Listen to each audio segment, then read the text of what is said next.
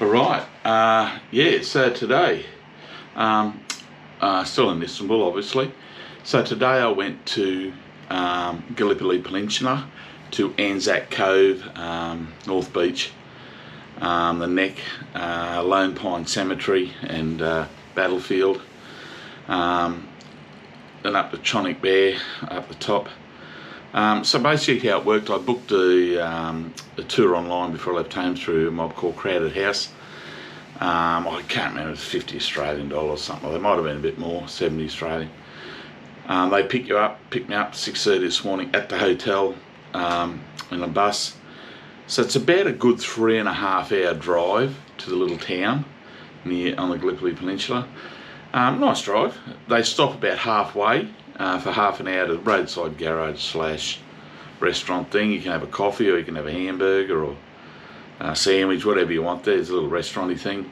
They stop for a good half hour, so you've got time to have something and they push on. You get to the little town and there, because there's people, they also do a 2-day thing with Gallipoli and Troy where people stay overnight. Anyway, so you get there, get checked off and everything, get on with, and then your guide gets on the bus with you. So you head up. It's only 15 minutes to Anzac Cove, first stop.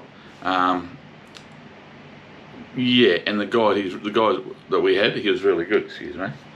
That we had was really good, explaining it all and exactly dates and times, and the first ones to hit the beach on the Gallipoli Peninsula were the Anzacs, were the Australian from Queensland regiment.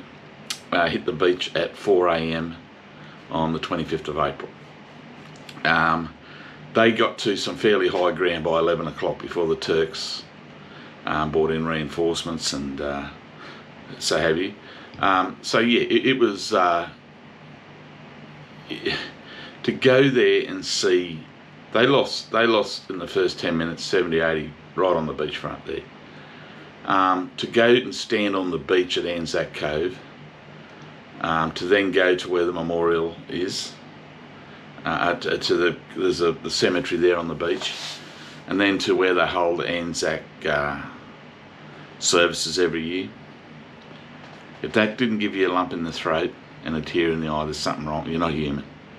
I didn't think that when I went there, that would feel like that, but it is a very moving place. Youngest Australian there was 14-year-old. 14. Some 16s, 17s, 19s. When you know, like, it's just incredible. You then go, when we went up to Lone Pine, and you're standing there at the cemetery and the memorial, and the distance between the two lines is 50-60 metres, and the Australians came up out of the trenches, bayonets in hand, charged the line and got into the trenches and drove the Turkish back off the hill and back down into the valley. Over the next few months, the Turks drove them back over that 50-metre piece of ground. They drove. So from April to August 10th, I think, was when it stopped.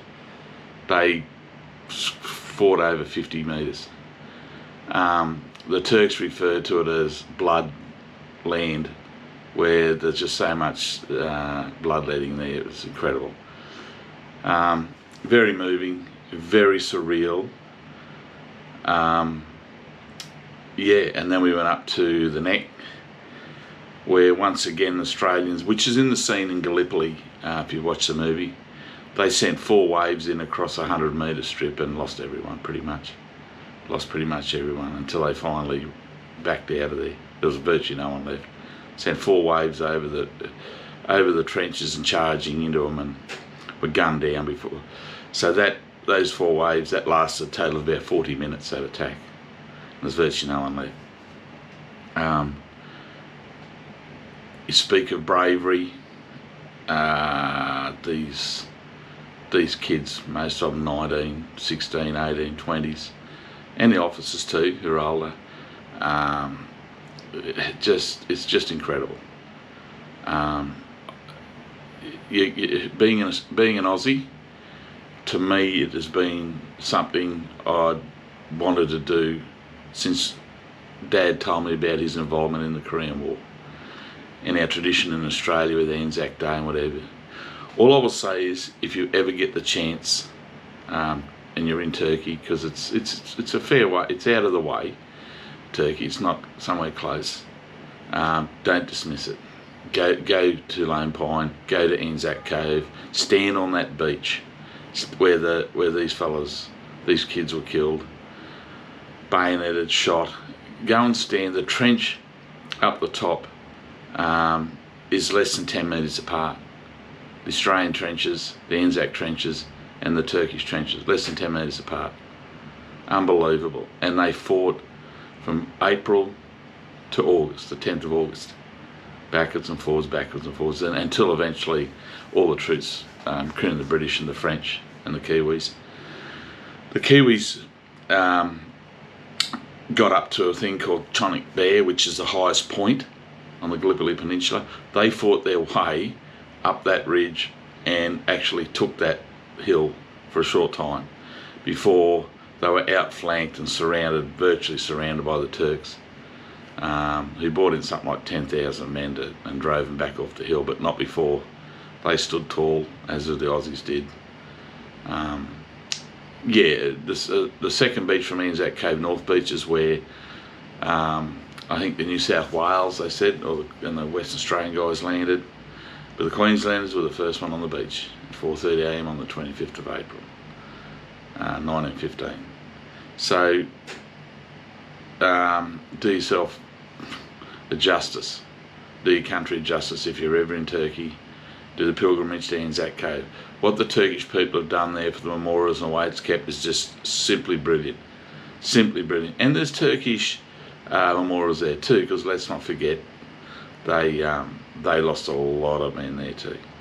And they had heroes just like we did. The battle at Lone Pine, we got 7 VCs out of that battle. 7 Victoria Crosses were awarded from that battle in Lone Pine. Unbelievable. So yeah, anyway, that's it for me. I got one more day, Istanbul, one more day tomorrow.